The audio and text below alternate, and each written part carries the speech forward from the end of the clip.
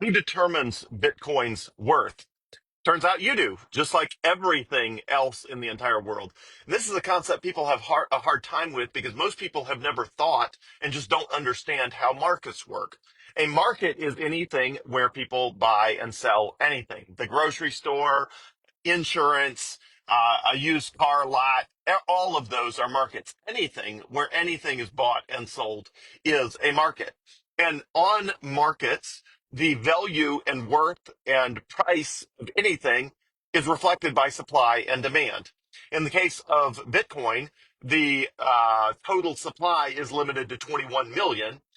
So there's no new supply, beyond 21 million. It's a set supply, which means the price is determined by the buyers and sellers of who wants Bitcoin right now as compared to who wants to sell Bitcoin right now to buy a car or improve their lifestyle in some way or go on a nice vacation or whatever it is they might be spending their Bitcoin on. So, for a lot of people, markets, once they understand how markets are work, it's sort of scary for them because they're like, but wait, that means I thought a dozen eggs was worth $4.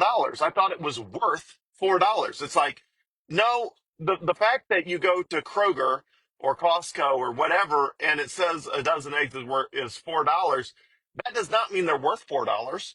That does not mean someone gave them that value. Someone stuck the price on it with their little price stamper machines, whatever. They stamped that price because in their best estimation, that was the clearing price where supply and demand balanced. If there was suddenly a massive shortage of eggs, uh, they would raise the prices, and they would raise the prices because the eggs would be flying off the shelves as everyone realized that eggs were in short supply and they couldn't get additional eggs to restock the shelves. So the price would rise $5, $6, $7, $8 per dozen eggs. But that is not because they're inherently worth that. That is because people want them and they're in short supply. And so the price rises. And the price rises because the people who are selling them understand that the price that they're sticking on it is a function of supply and demand.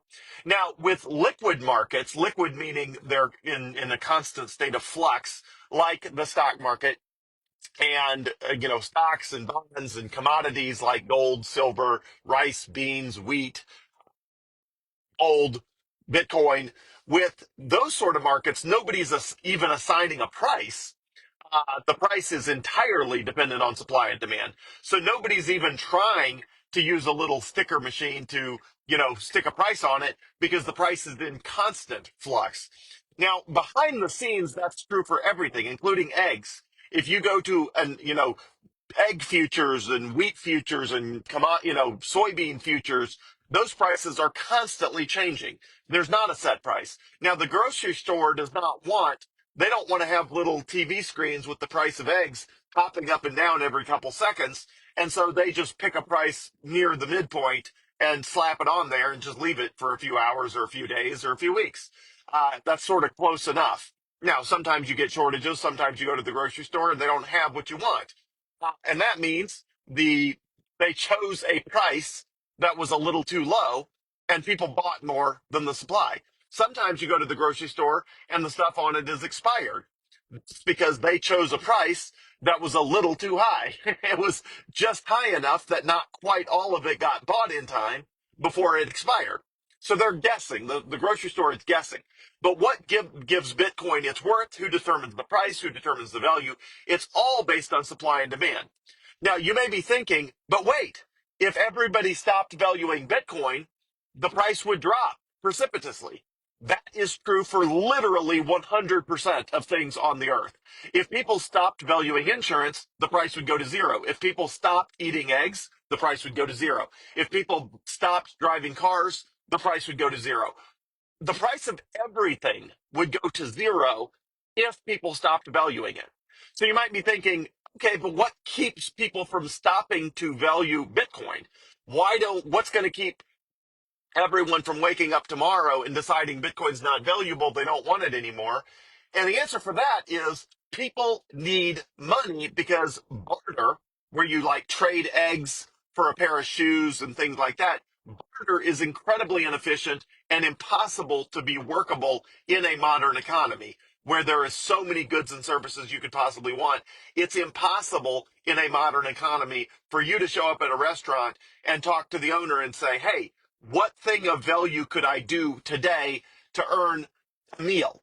Well, the very first person who shows up might be able to like mow the lawn, do the weed eating, and edging. But what about the very second person that shows up? Like within two or three or four people, the restaurant's going to run out of random stuff that random people can do, which means you need a way of storing your time and energy, which is what money does. Money stores your time and energy so you can use it later. If everybody wanted your skill set all the time, you could actually live life without money. You could show up to a restaurant, do 7 minutes of work, eat lunch. You could show up to buy a car, do 2 weeks of work, buy the car, or, whatever, a year of work, however long it works. But you would not need to store up. I guess in the case of a car, you would because you can't buy like a little piece of the car with each hour of work. So even there, you've got to do enough work to accumulate enough money to buy bigger purchases. So money is what stores your time and energy. You've probably never thought about it that way, but that's actually what's happening. What's actually happening behind the scenes is that money is storing your time and energy so that you can use it later to go buy a car or eat at a restaurant or buy insurance or buy a dozen eggs. So because humans need money, Bitcoin is valuable because Bitcoin is a better money than any other money that exists. Gold, for example, does not work well as money because it's not divisible, it's not portable in large amounts.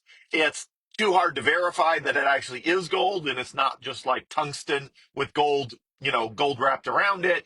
It's just there's no good way to use precious metals in a modern economy to buy stuff. It's too hard to tell what they are, if it's legit, all that sort of stuff.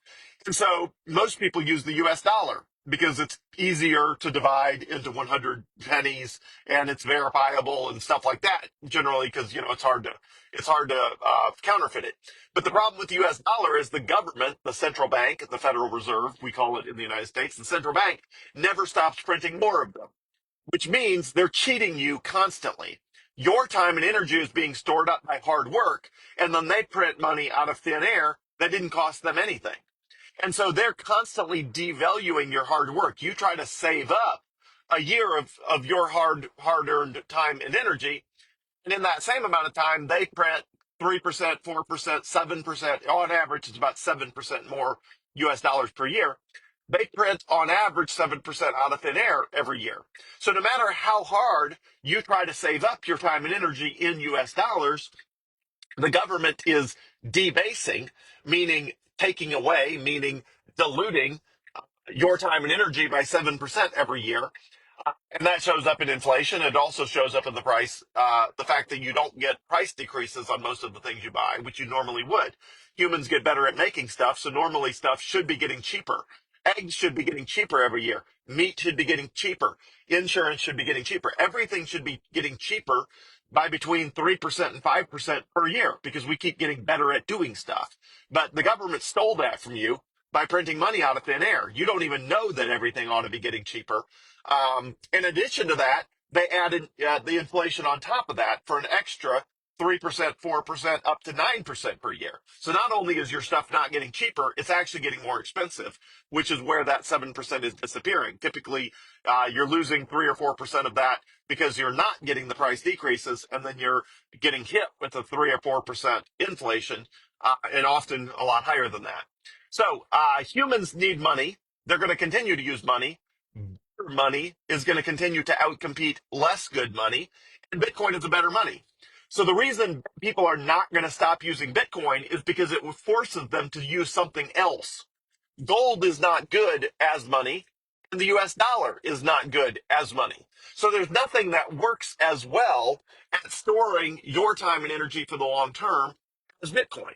Now, because the adoption of Bitcoin is so low worldwide, only about 5% of the world owns any Bitcoin, and most of that 5%, it's a very small percentage of their net worth. Someone like me, I've got 100% of my net worth in Bitcoin, but that's rare. In the future, a much higher percentage of the world will own Bitcoin, and a much higher percent of their net worth of the people that own Bitcoin will be in Bitcoin. As a result, in the future, the price will be much, much, much higher, somewhere north of $1 million per Bitcoin. And it will be that way because Bitcoin is a better money, because humans need money, and because Bitcoin is backed by math, it's backed by cryptography, it's backed by energy, it's backed by its anonymous creation, it's backed by open source software, it's backed by all of the things that make a money good, that make a money divisible, durable, portable, verifiable, authenticatable, recognizable, and the most important attribute of any money is scarcity. There will only ever be 21 million Bitcoin. There's already 22 trillion US dollars sloshing around, and that number is unlimited. It just keeps going up. Tomorrow it'll be higher than today. The next day it'll be higher than that. No matter how hard you work, if you're saving in US dollars, they're losing value. And as a result of that, more and more people are figuring out that Bitcoin works as better money than the US dollar. And as those people convert their US dollars to Bitcoin, the price, even though it'll be volatile in the short term, it will go up in the long term because it's valuable. So what gives Bitcoin worth? Demand. What gives money? Demand. Barter sucks and nobody wants to barter for everything we need. So we're going to use money, and better monies outcompete lesser monies. Bitcoin is the best money that humans have ever discovered or invented.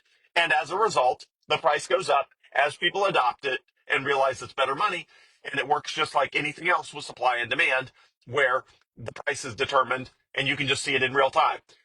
If the grocery store showed you the price of everything in real time that was constantly changing by the second, I think people would have an easier time understanding Bitcoin because they would understand that all markets work that way. But a lot of people are confused because they think the prices they see are what the thing is worth without realizing, no, that's just an arbitrary price the grocery store chose based on their best guess of supply and demand.